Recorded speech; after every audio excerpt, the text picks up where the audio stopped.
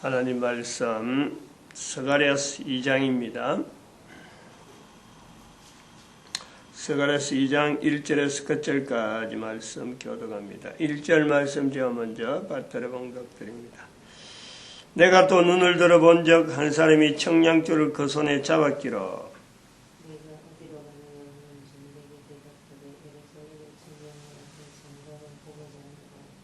여호와께서 그 성소에서 일어나심이니라 하라 하더라. 아멘.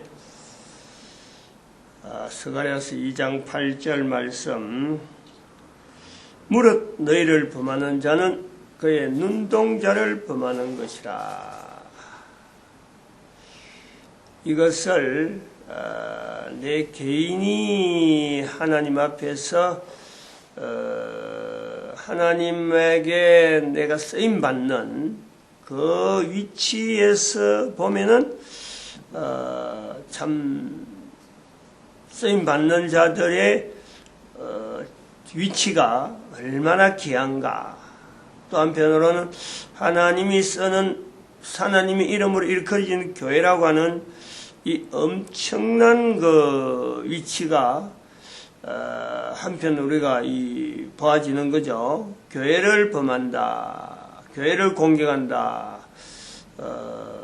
이건 다른 사람들에게 말하지 못할 정도로, 이건 좀 말로서 설명하지 못할 정도로 어마어마한 어떤 그 사건이 되는 거죠. 근데,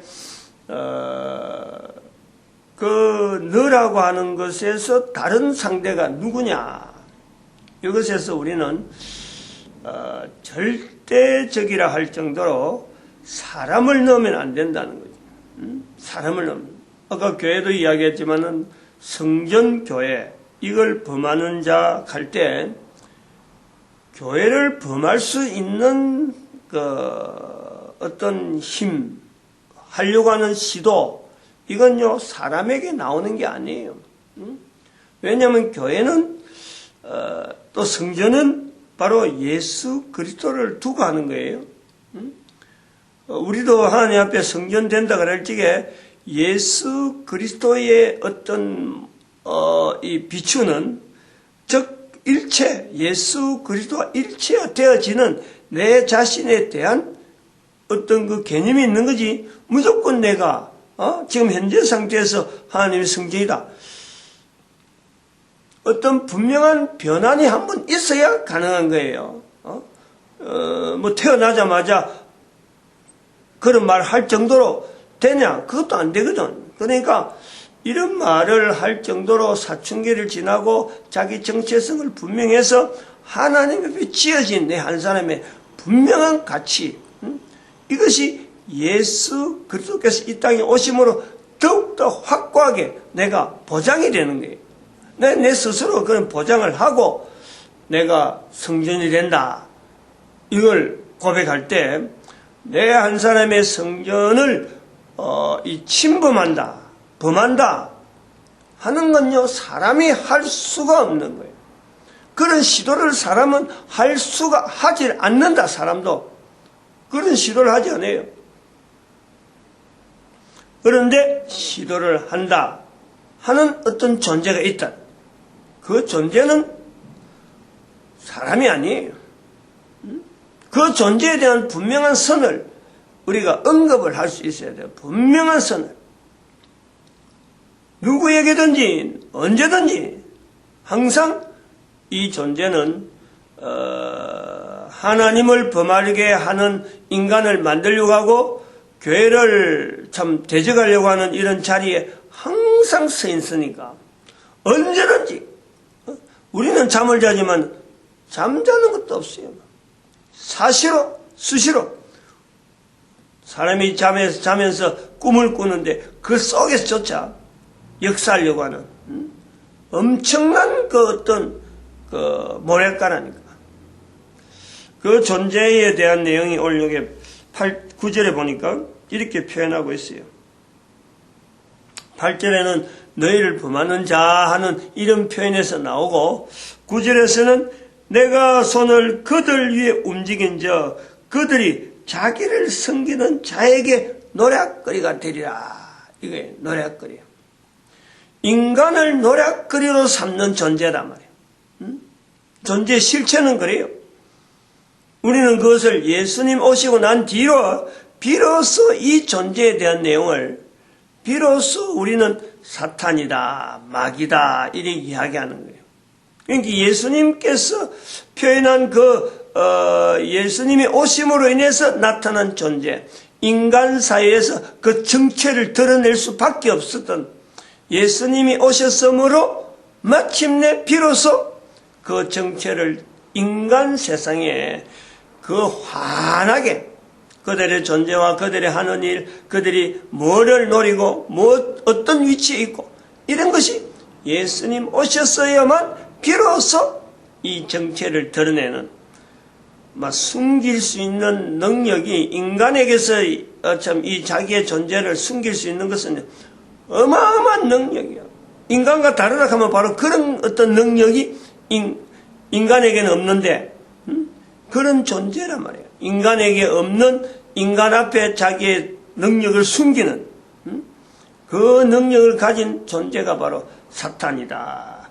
인간을 두려워하고 인간을 가장 무서운 적으로 하나님은 두려워하지 않냐면 우리 인간을 두려워한다는 자기가 정체가 드러나면 자기들은 할 일이 없기 때문에 더 이상 일을 못하기 때문에 그 정체를 하나님께서 인간들에게 나타내시기 위해서 이 땅에 예수님이 오셨다라고 봐도 무방하다는 그 정도로 인간에게 철저히 원수된 자리, 그러면서 철저히 인간을 통해서 하나님을 대적하게 만드는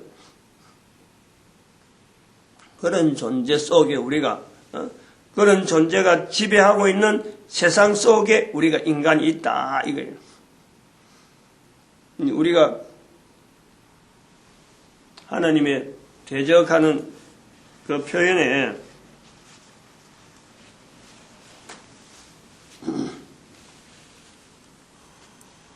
우리가 지금 현재 스가랴서 2장에서 보는데 이 존재의 접근에 일종의 관계성이란 말이에요. 조금 우리가 연장을 해야 될 부분이 있어요. 관계성. 하나님과 인간, 인간과 사탄. 인간에서 볼 때 하나님의 대적, 하나님의 진노, 이런 우리 표현을 쓰는데 이 인간끼리의 단어가 진노라 하면은 이게 어떤 상태인지 알잖아요. 그런데 하나님에게 인간이 쓰는 진노를 하나님의 진노라고 했을 때 인간이 그걸 쓸 수밖에 없는 그 환경을 우리가요 어떤 내용을 봐야 되느냐. 앞부분에서 부모가 자녀를 바라보는 애절함, 부모가 자녀를 바라보는 애절함, 그 내용을 이야기했단 말이죠. 그럼 부모와 자녀의 관계가 있는 거예요. 여인이 자기 품에 있는 아이를 바라보는 그 눈처럼 예절한 눈길이 없는 거예요. 관계예요. 그런데 이 인간의 관계에서 우리가 관계를 아이와 엄마는요, 엄마가 관계를 생각할 텐데 엄마는 그런 관계에 대한 내용을 염두에 두지 않는 거예요. 무조건이잖아, 무조건.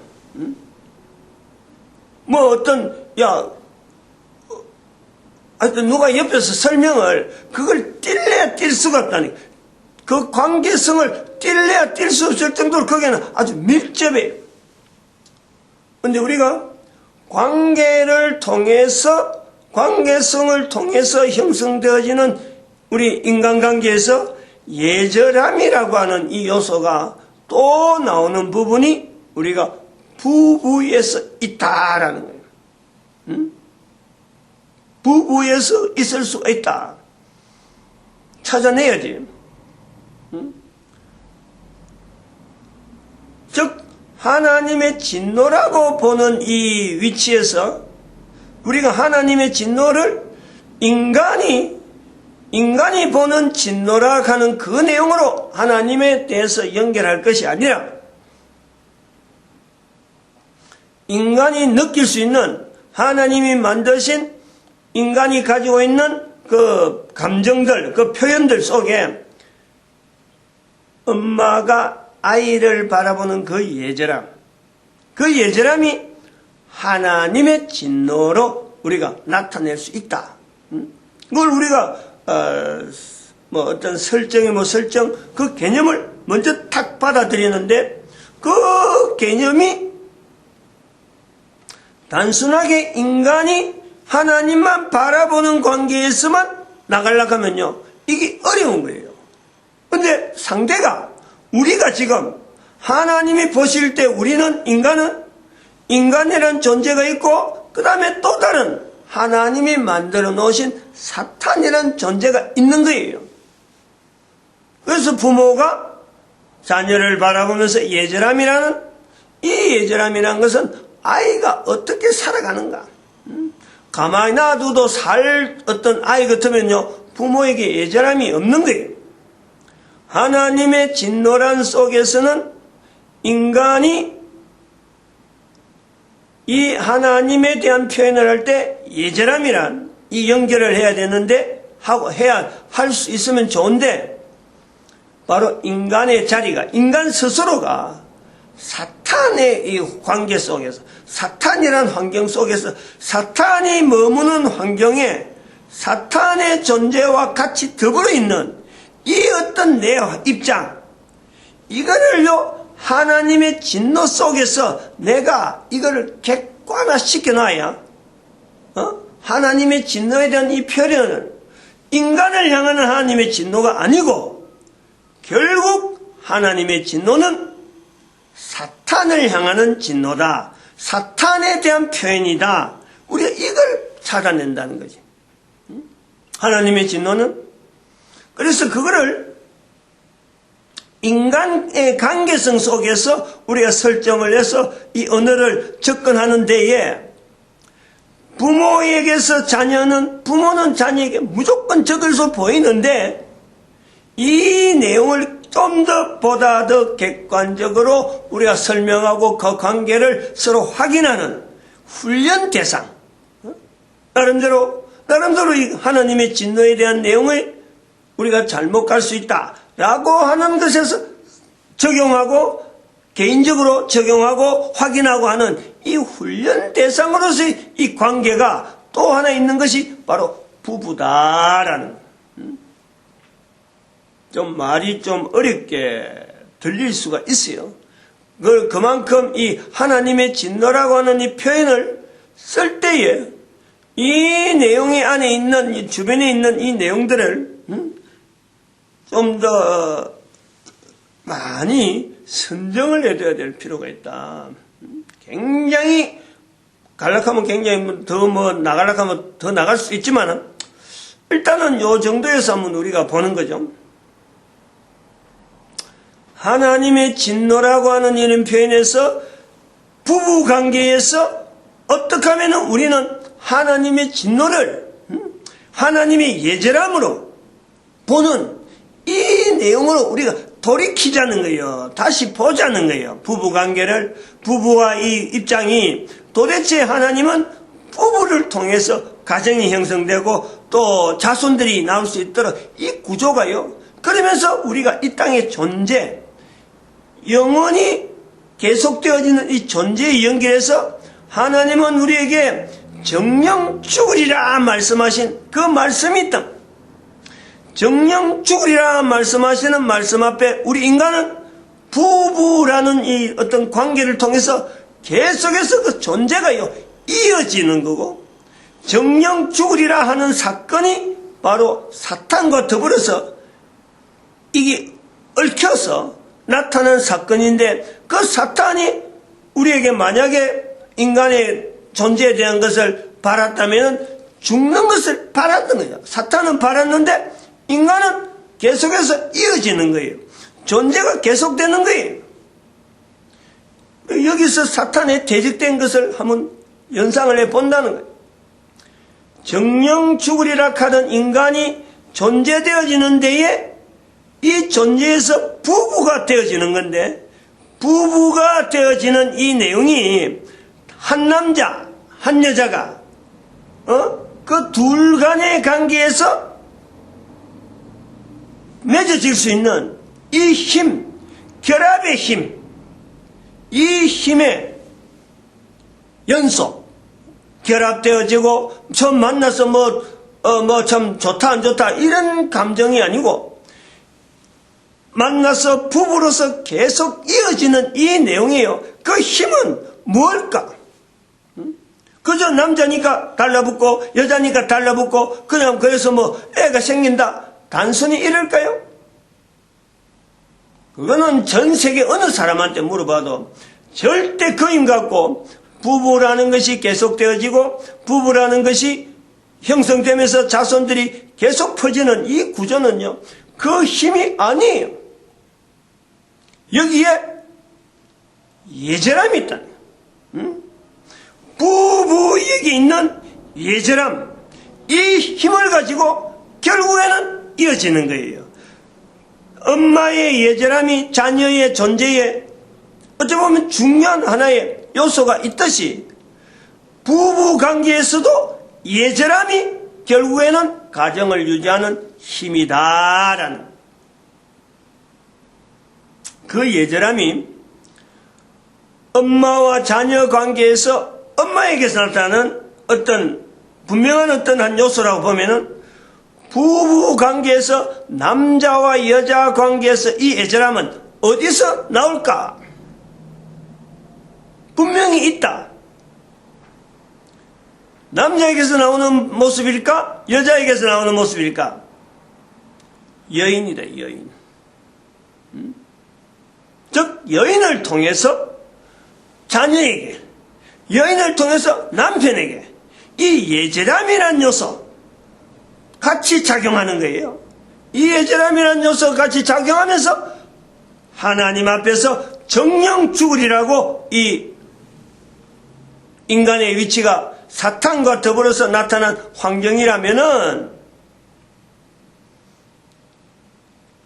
인간이 여전히 존재되어지는 이 힘에 하나님의 진노라고 하는 요소까지 연결해서 사탄에게 부여되는 이 하나님의 진노는 인간에게는 예절함으로 인간 존재의 연속으로 우리가 보는 그 형편인 거예요. 그러면은 하나님의 진노는 우리가 이런 요소에서 분명한 어떤 설정 속에서 인간이 표현하려고 하는 단어가 약했고 어떤 그 설정 자체가요, 참 여러 가지 표현 자체가 부족하는 이런 관계에서 형성되어지는 단어, 그것이 변하고 변해가지고 처음 사용할 때의 어떤 요소보다도 나중에 사태가 자꾸 변하면서 어떤 요소를 여인에게 대한 요소 다르고 부모 관계 자녀고 이런 것이 사회적인 변화가 되어지면서 하나님의 진노에 대한 내용도 인간 편리주의로 너무 간단하게 인간적인 요소만 가지고 당장 적용해서 우리에게 이렇게 잘못되게 나온다라는 것을 우리가 연상해 본다. 그러죠?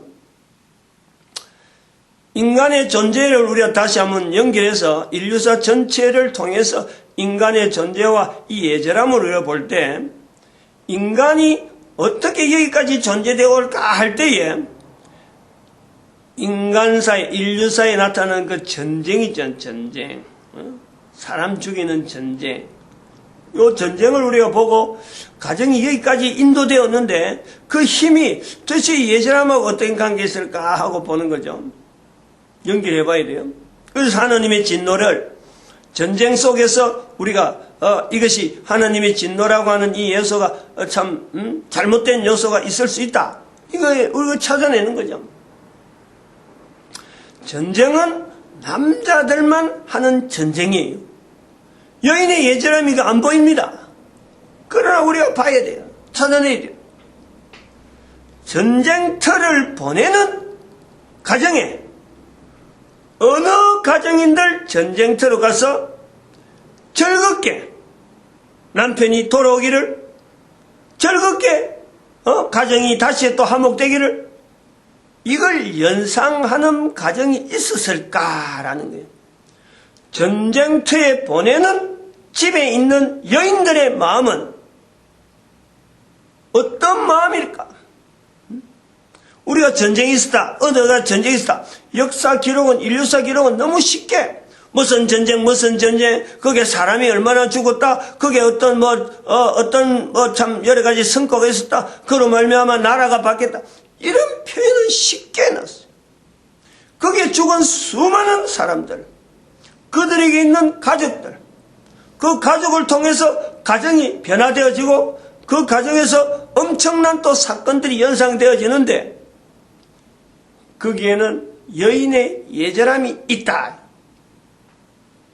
전쟁을 바라보는 인류사는 기록은 됐지만은, 전쟁을 바라보는, 전쟁이 났다 그러면은 한 가정의 부부에서 둘 중에 누가 가장 하나님의 진노와 관계된 이 예절함이 연결되어질까? 여인이죠. 근데 이걸 인류사에서는 간과한 거예요. 하나님의 진노와 더불어서 나타나는 이 다른 한편에 나타나는 그 옛 끓는 가정을 지키고서 좀 남편이 전쟁터 안 나갔으면 좋겠는데 간 전쟁터에서 돌아올 기약도 없이 보내야 되는, 죽음의 자리를 보내야 되는 여인의 예절함. 여기에서요, 우리 하나님의 진노를 우리가 잘못 표현하고 있다. 전쟁이 인류사인 듯 하지만 그 전쟁은 결코 하나님이 원하지 않는다. 여인에게 있는 예절함을 통해서요, 우리는 전쟁은 하나님으로부터 주어진 게 아니라 사람이 거기다 미화를 한 거예요. 사람의 여러 역사 기록 자체를 당연히 전쟁이 날 수밖에 없는 상황으로 사람들이 기록해서 받아들여요. 좀 의식의 변화가 조금 시도가 될런지 좀 어떤 시도를 하긴 했는데, 이런 것을 개인이 시도를 해야 돼요. 시도를. 어마어마한 이 차이가 있는 거죠. 마치겠습니다. 기도드립니다. 할렐루야. 함께 하시면